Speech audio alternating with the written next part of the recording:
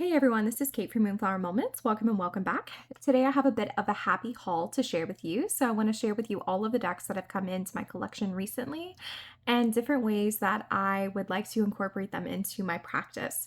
So this is kind of like my area where I show the new decks and on camera kind of brainstorm for myself and for you guys how I intend to use them. So this is kind of like a playground for those thoughts to kind of exist and just to see what kind of things we can get up to in my practice.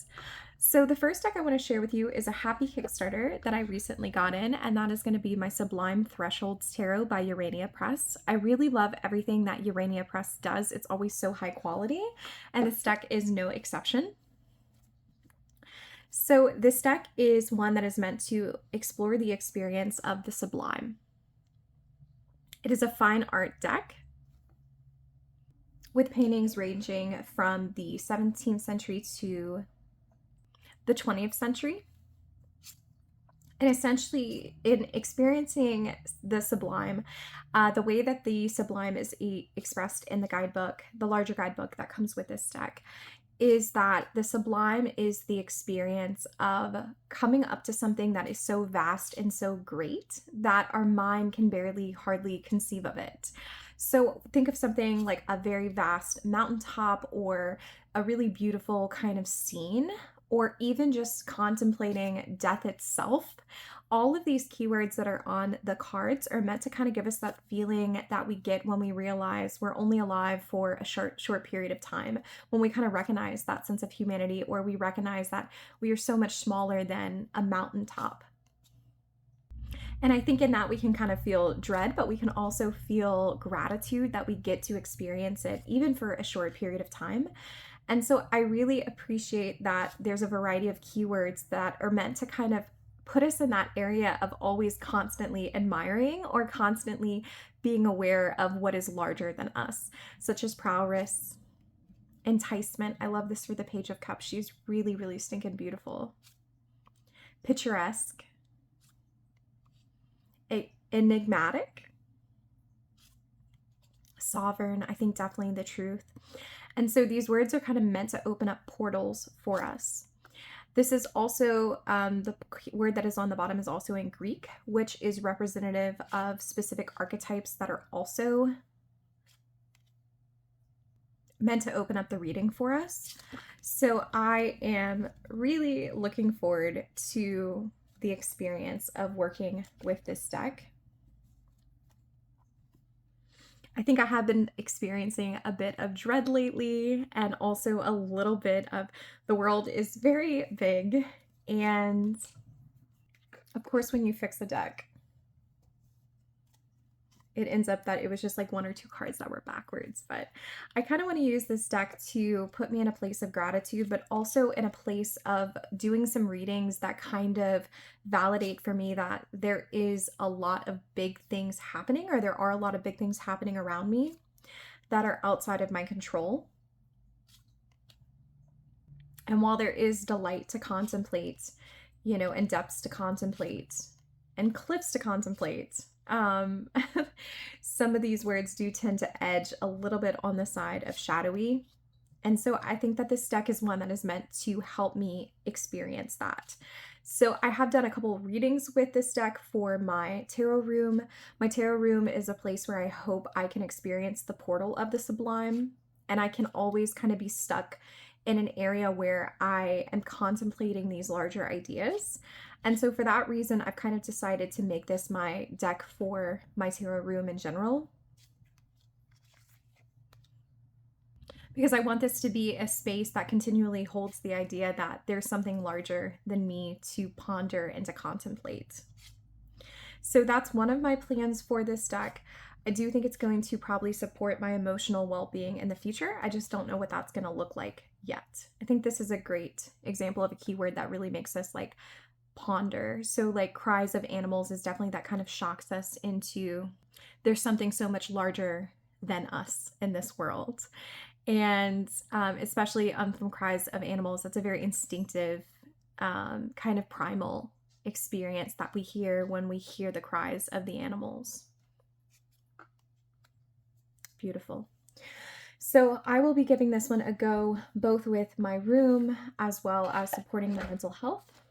And that is the Sublime Thresholds Tarot by Urania Press, which comes in just, I love this box. Oh, my voice kind of went hoarse there. All right, next I want to share a landscape deck that I recently brought in, and this is the Bloodlands Oracle. It came etched in this. I've been using this deck like mad for my daily envelope readings. So this has been a key component for me. Now I am intending to do a video, I'm probably going to film it after this one, where I go through how I use landscape decks, but this deck has been something that is really affirming to me. My life, as of recent, has been feeling a little bit barren. Y'all don't worry about me. I'm just being very truthful here because that's what I do. And sometimes it's really nice to have decks that kind of meet us in that space, that kind of let us and act as kind of containers for that experience. I like decks like this because they allow us to sit in kind of a shadowy space. Like, yes, maybe it does kind of feel like we are alone amongst the nurse log, but at the same time, the nurse log is a log that has been kind of reclaimed by other natural elements. So you can see that things are kind of sprouting and coming to life in this log. So it's nice to contemplate that even some of the more desolate areas that we're seeing, there might be a shadow in this card, but there is a tree that is still standing. Even though it's by itself, it still is there, which is a symbol of resilience. So I like really working with this from an archetypal lens. I have been pairing this deck with a beautiful, bright, colorful deck, which is the Enchanted Forhaxa. And I absolutely adore this pairing because it kind of gives me an opportunity to wonder for myself, what would I do if I was experiencing this lightning strike? Would I be like the Queen of Earth and sit back and ponder kind of Earth's beauty, nature's beauty, because she is the queen of the earth? Would I be like the Queen of Earth and be concerned for my pets and my family and those people that are on the road that are suffering from like extreme weather? Or would I act in a different way? So this fate is kind of giving me an opportunity to envision myself in this card and decide to myself, would I act in that same way or would I act differently? So it's been nice to have the Fae there because I think if I were to pair the Bloodlands with a human, I would probably feel very tempted to feel like this card had to be me. But because it is the Fae, I can resonate with them to a certain extent.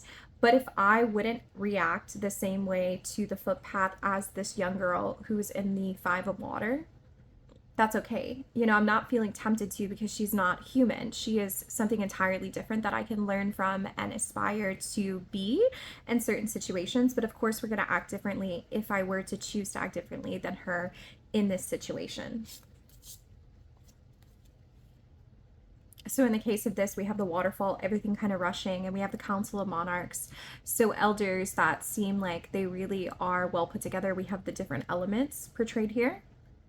And because this is traditionally the Emperor card, even though it is presented in a radically different way, it's still giving me the element of control, almost as if they would try to dam this up in a way that would perhaps save people from flooding at the bottom.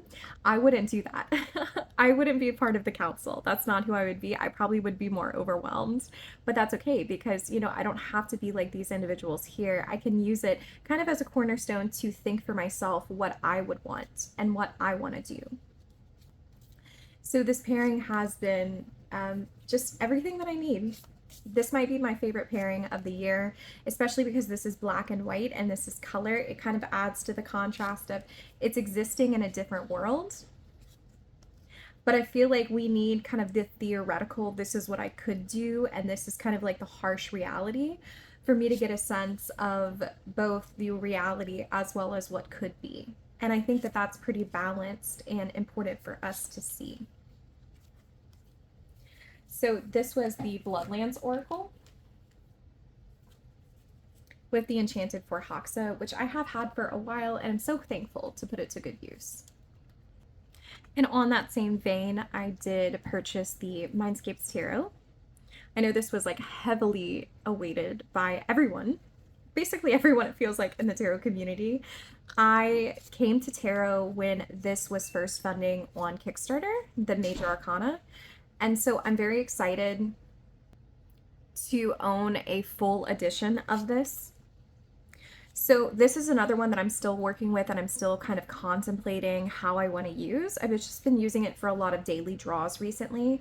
Like I said, my life has been very like, barren is perhaps not the right word, but like everything is just kind of at a good stasis point to where I don't have a lot going on. And so it's nice to see that reflected back into the cards, that there's not a lot of busyness and not a lot of heaviness. And so I think for that reason, this is a deck that I'm going to rely on a lot during the autumn season, because it really does reflect the natural kind of slowing down of my life, as I do tend to follow the season's rhythms pretty heavily. And I think that that's kind of what fits best for me.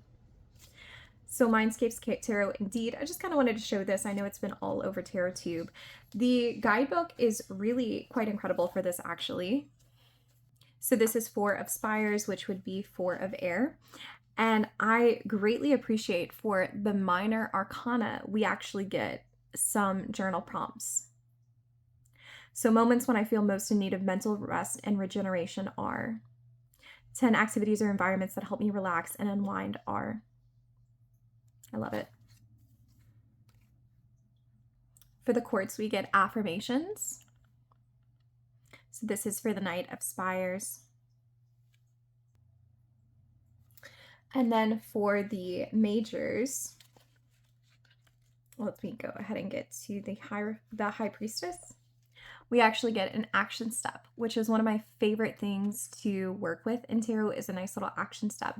So for the High Priestess, keep a dream journal next to your bed. I actually just got an oracle card that told me to keep a dream journal. So I think that this is one I've been just using for daily readings, but I can easily see this fitting into my daily envelope practice, because I do pull all of my cards for the entire month at the very beginning of the month, on the first of the month.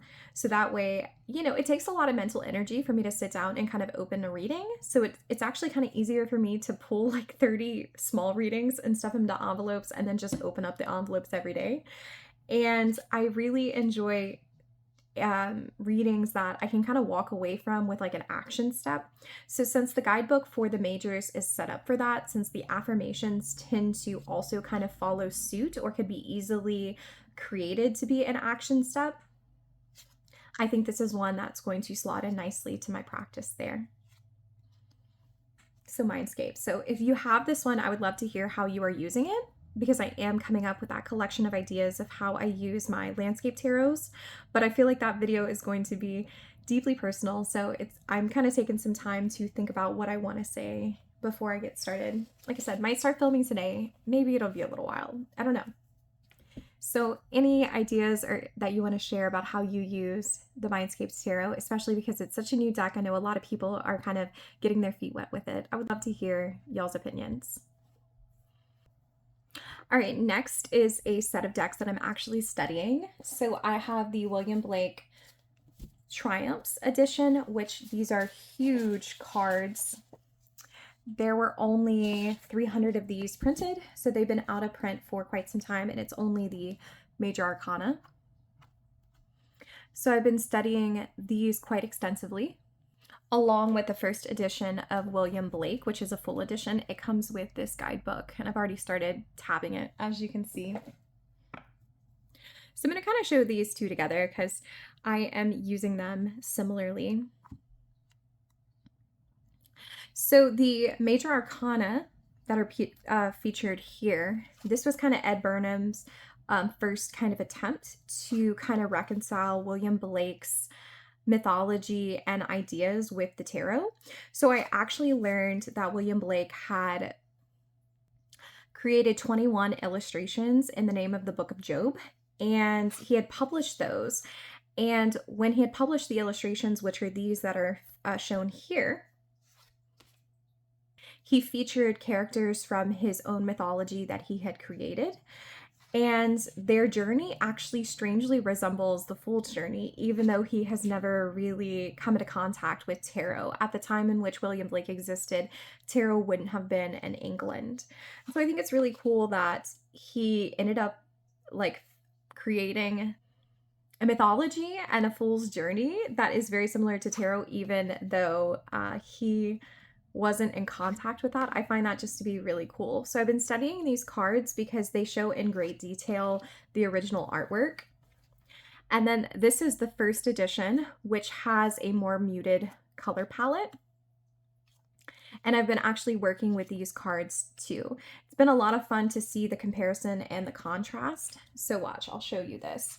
We have the knowledge card here, and then we have the knowledge card here. So you can see how in this full edition, he went and he touched up the color. The second edition, which I have a full walkthrough of on my channel, which I will have to do an update to because I've learned so much more about William Blake since I purchased this. The second edition has much more bright colors. So this is much more muted. But I don't mind that because it allows me the chance to kind of look at the details more specifically. So let me get to religion so you can see. I think it's one of these further ones. I'm flipping a little bit fast. There we go. So there are all kinds of nuggets of information that are collected. I'm learning about William Blake's main ideas here. And it's fun to see how the deck evolved through so many different editions.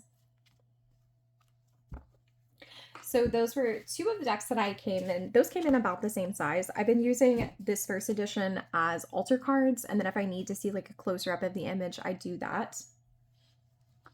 But it's been nice to have, I essentially have all the editions of William Blake right now, which makes me happy. Another out of print deck that came in, and this one was a massive out of print deck. This is my unicorn deck. I never thought I was going to find it. I did post a walkthrough of this one. It's going to be my Delta Enduring.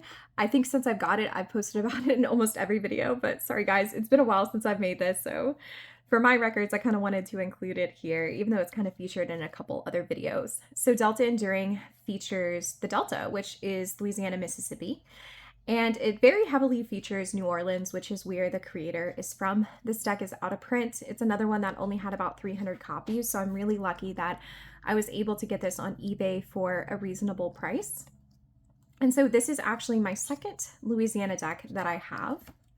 I also have another deck that I want to pair it with, which is the Louisiana Cajun Creole Tarot by someone that I actually work with. Meet this one.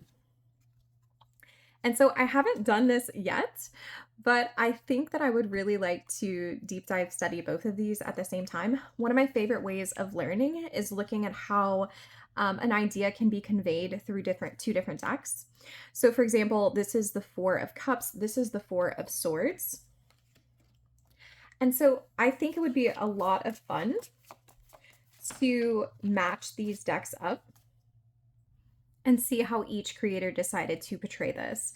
Delta Enduring is much more modern, whereas the Louisiana Cajun Creole Tarot really kind of focuses on Acadiana, which is a different region of Louisiana, but still Louisiana. And it sees from a more like cultural, historical blend. So this deck features people from, I think probably like modern times and when the Acadians came down from Canada or were exiled from Canada. So I think it would be cool to, even if I just am only working with Delta Enduring, to pull out this deck and do a little bit of comparison contrast and kind of get the same kind of sense of like, this is what this energy looks like in my home state here, this is what it looks like here, and kind of have both out at the same time when I'm doing readings, or even create a journal comparing and contrasting how the different energies are portrayed and how that impacts my understanding of the decks. So that's kind of where I am right now. I did say in my study video for the rest of 2025 that I had intentions of studying Delta Enduring, and I think there is no better way to do it than to work with Louisiana Cajun Creole Tarot, which this one is still in print, just to get a full sense of home and bring in that extra layer that y'all know that I love so much. Here we go, look at that. I love both of these decks so much, so I'm like tickled pink to have both of them. So that's what I have going on in regards to that. So that was Delta Enduring and Louisiana Cajun and Creole Tarot. I'll leave a link in the description box below to this one. All right, next I'm going to share with you 5 decks that were actually gifted to me by someone here in the TarotTube community. She has a tarot channel. I'm not sure if she would be comfortable with me saying her name, but I greatly appreciate her generosity. She was going through her decks and I was interested in a few of them and she just sent it to me. So it was such a lovely surprise because I thought I was getting like 2 decks, and then I opened up the box and there were 5 decks and there was a book. So it was a really sweet surprise. So we're going to take a bit of a spooky turn and we're going to look at the Horror Tarot by Todd Alcott. This is the one that I originally inquired about because I thought that I might want the Sci-Fi Tarot by this creator, and I think I still might. But I kind of wanted to get a feel for Todd Alcott's work, and what better time to do it than around Halloween. I feel like this just makes sense. So this features old movie posters that were all kind of created by Todd Alcott in this style. The suits have a particularly different style. So the pentacles all have kind of this font, and it tends to be like more antique. The wands look like this with this kind of font. So it's pretty easy to be able to tell which suit is which, because the art style definitely does kind of drastically change. But I think even though all of the different suits have a different art style, it still is pretty cohesive. This is the card that really kind of made me want the deck. The Tower. They were young, healthy, beautiful, wealthy, free, and in love until tonight. I love it. It kind of reminds me of a Maze Runner. Even though that's not horror, it still reminds me of that. I like all these questions. So like card number 2 with Suit of Wands, are you prepared for your journey? Suit of Pentacles, the Knight of Pentacles, slow and steady wins the race. So she's going to get a ton of use this month. I am going to a tarot event on October 4th. It's a vintage costume party by a vintage clothing shop in my area, and it's a Halloween party. They're pulling out all of the vintage Halloween costumes, and so I'm definitely going to bring this deck to read for clients there. I love the Fool. Take a step. So another deck that came with this is going to be the Horror Oracle, and I'm going to show you it with the Horror Tarot because I think that that makes sense, but then I'm also going to show you a different deck that I think it'll pair well with. So this is the Horror Tarot, Horror Oracle, you know, Horror Tarot. I feel like they go together. I mean, even just with the names. So this features different antique, I say antique, but different older movies, older horror movies. And all of the different characteristics in the card align with that. I would be lying if I told you that I have seen some of these old horror movies. That's why I think this one is kind of instantly more usable to me, because it's not based in the lore of movies that already existed, whereas this deck is based in the lore. So for example, Fate. Some of you might be horror movie junkies, so you might already know this, but it is from It Follows, and it does have who it is directed by. So if you want to pause the screen. So it doesn't give a lot about the movie, nor does it give a lot about the symbology to it. But I think that's actually okay. I don't think I'm going to use it as a deck that celebrates horror movies at all. I really want to use it with my Illusori Tarot, which has been a super hard deck for me to find a pair to. So I'm going to go ahead and show you this. So even though the borders don't match, I felt like my Illusori Tarot would go well with the Horror Oracle, because the Horror Oracle kind of reminds me of like circus carnival creepiness. So I feel like the art styles and the content that is featured is similar enough to where they exist in the same vein. So I don't know if I'll necessarily use this with a Horror Tarot, nor do I think I'll really use it to deep dive into movies, because that's not really my jam, but I might just pair it with the Illusori when I'm looking to particularly deepen my readings with the Illusori. And oftentimes what I do with Oracle is not even necessarily look at the keyword, but I look at an image that kind of sticks out. So I see this lightning bolt here in the back, And this right here looks like it's lightning, even though it's not. It kind of looks like lightning around her. We have this cage right here. So I might even kind of think of this as the opportunity of like a conduit. So, you know, we have a lot of heartbreak with love. I might bring in that word, but we would think about how when we are in love, we kind of are a conduit for that pain. And that pain can kind of close us off, like what's featured here in the Three of Swords. We kind of get that jolt from that heartbreak. And we're kind of splayed out in a way that is outside of our control. So I'm not familiar with this movie, even though I know it's like super popular. I actually just thrifted a skirt with this featured here. So according to the book, it is like The Bride of Frankenstein. Yeah, I probably should be familiar with that because I definitely just bought a skirt that features both of them. But it is my Halloween skirt, and I'm okay with just being like a little camp during Halloween and not knowing everything. That's fine by me. At least now I know what movie it is, so I can watch it if I want to. But I don't know, I think these decks look great together.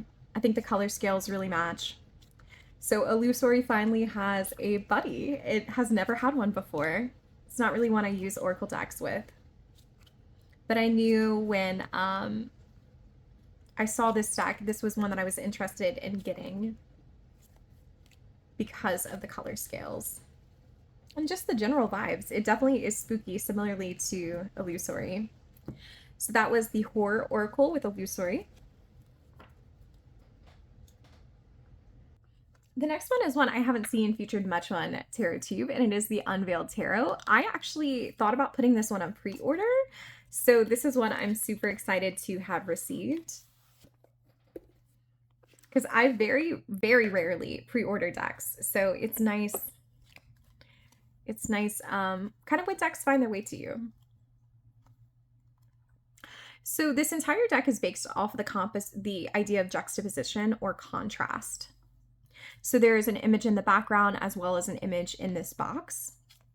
And the idea is to kind of get a full reading. You look at both what is inside the box as well as what is outside of it.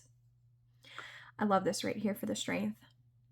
So in some cases, the outside is more modern, the inside is more of a classic nod to the classic imagery. And then in other cases, the box might just be for you to kind of focus in on this element. So Eight of Swords, and we have like this dissect frog and this woman with the blindfold. This is really interesting to me because it's giving the impression that the woman herself is the frog, which is strange because like frogs can exist in water as well as on land. And so it's like she's doubly blind to her capabilities and her power because, you know, she can exist in one spot. She can actually exist in two spots, but she's not really moving in either. Whether those circumstances are part of her control or not, this is definitely implying a little bit more that like the circumstance is more out of her control than typically the Eight of Swords does. But I like this element of almost having two images at once. So I think that this is fun. This is going to be a deck that calls to me, and when it calls to me, it's because I need to see this particular card. You know, the Ten of Swords, this woman got backstabbed. I need to see this. Its color scales are also very autumnal to me, and so I think it'll get a lot of like instant use. It's a deck that cognitively is really interesting to me, and it's been a while since I've had a deck come in that kind of tickles the brain, and this is one that certainly is kind of tickling it and making me contemplate. This is really interesting. It's almost kind of like social, I don't know any other way to say it, but kind of like social suicide. Like you're choosing to separate yourself from people like through some kind of drastic action. This is definitely a storytelling deck for sure. Which is why I said I think when this deck calls to me, it's because I need like this exact Empress. And I think most of intuition is not even necessarily reading the cards in front of you, but also like knowing which tools to use, you know, which deck to use when, or when to, in my case, rely on leaves for divination, because I oftentimes use leaves in divination work, a pendulum, runes, Lenormand, things like that. It's kind of knowing the right tool. And I think when this one calls to me, it's because it is the right tool. So that was the Unveiled Tarot. I'm kind of running out of room here. I'm having to like reach across. All right, the next one that was sent to me is the Mary L. Tarot, which as soon as I found out Marie White is from Louisiana, I was like, I want to buy that deck. I don't know if anyone else is like that, but there is a sense of community in that. Maybe it's a little parasocial, but at least I'm recognizing it. So the Mary L. Tarot is so fucking guttural. It's unbelievable. I love decks that are unconventional. This deck reminds me of William Blake. It reminds me of the Enchanted Forhaxa. It reminds me in a sense of Wild Radiance. The Wild Radiance is more restrained than this, but this is a deck that has like raw primal energy. And it's a deck that I want to sit in and kind of hold very close to my heart. I feel like this is a deck that when I read with it, it's not going to be one where my brain is communicating, but it's one where I easily kind of immerse myself into this world. I can really see myself using this for very deeply intuitive readings. I don't want to rely on a system when I'm working with this. I just want to read the images, watch the images move, because that's a sign of my intuition. I want to like touch the card and kind of feel like what pulses through in my hand. This is a deck that tells me to slow down and to really trust myself. And so I'm not going to approach this deck from a cognitive lens at all. I did dip into the guidebook a little bit and I was like, I don't know some of it, y'all. Like some of the entries were written like way above my head. And I'm like, you know what? That's okay. The guidebook is there if I want to dip into it. But for now, I think I want to experience this on a more, to me at this moment, authentic and primal level. So this is a deck that is not going to get put up for quite some time. I think this is one that's going to just sit on my desk. And when I'm ready for it, I am going to reach for it. But I know that when this love affair begins, y'all will never hear me shut up about this deck. I can tell immediately it's going to be an instant favorite. And I'm kind of shocked that it took me this long to jump the gun on this. I didn't even purchase it. Like it was sent to me. But like looking at this deck right now, I'm like, why did I not buy this 3 years ago? I should have bought this 3 years ago. I really hope this video doesn't get censored because of the nudity, because I've been hearing that the AI censors are going crazy. And honest to God, like if that were to happen, I would probably lose my shit. And I just remember there's so much nudity in this deck. So I guess I'll stop it now, you know? But hell, I'm sure there's been nudity in other ones of my decks too, whatever. At the end of the day, it is what it is. We'll work with what we can. So that was a bit of a tangent, but this is the Mary L. Tarot 2nd edition. And now we are to the last deck, which this one I audibly squealed at. So I was so fucking excited when I opened up the box and saw that this was one of them that was sent to me. I've wanted the Hush Tarot for years, but I think TarotTube kind of scared me off of this one because everyone was saying this deck is hard to read, this deck doesn't make sense, the guidebook is shit. And I mean, to be honest, guys, like I'm going to show you. This is Page of Cups. Let me show you what the guidebook has for this. So Page of Cups, and that's that. Of confidence and insight. The bluebird is known for its intriguing song. It speaks to our curiosity. It stands atop a hornet's nest. Its hexagon shape is a symbol of the heart. The card is an inspirational call to a new creative adventure. Or venture. Reverse, creative block, disappointment. Following your emotions and intuitions is causing you to ignore common sense. Beware of the hornet. Yeah, I can see it for the reversed. But like, who has ever saw a Page of Cups and thought confidence? That's not a word that I typically associate with it. Though I guess there is kind of confidence in that naive nature. I do see curiosity. I definitely see the hornet's nest because it kind of speaks to that innocence. But at the end of the day, like if I was a brand new tarot reader and I got this card and I got that guidebook, I wouldn't know what to do with that. So I definitely agree with the claims that the guidebook is not very substantial. But that's okay. I'm in my season of throwing away the guidebook at this time. Maybe with the exception of Sublime Thresholds. I feel like that's kind of my cognitive deck. I need to keep the guidebook for that. But I'm in my season of saying, fuck it. I don't want to read the guidebook anyway. I want to feel my way through this experience. This is the perfect deck for autumn. I've read this with this deck 3 times since it came in just like 2 days ago. I think it's going to be an instant favorite of mine. There's something about me and birds. I don't consider myself to be a bird person at all. But if you notice, a lot of my favorite decks, like 3 of my top 10 decks, the Raven's Prophecy, the Little Bird Tarot, the Crow Tarot, were all bird decks. And now I got this deck in, which heavily features birds. And I'm like, do I have a thing for birds? I guess I have a thing for birds.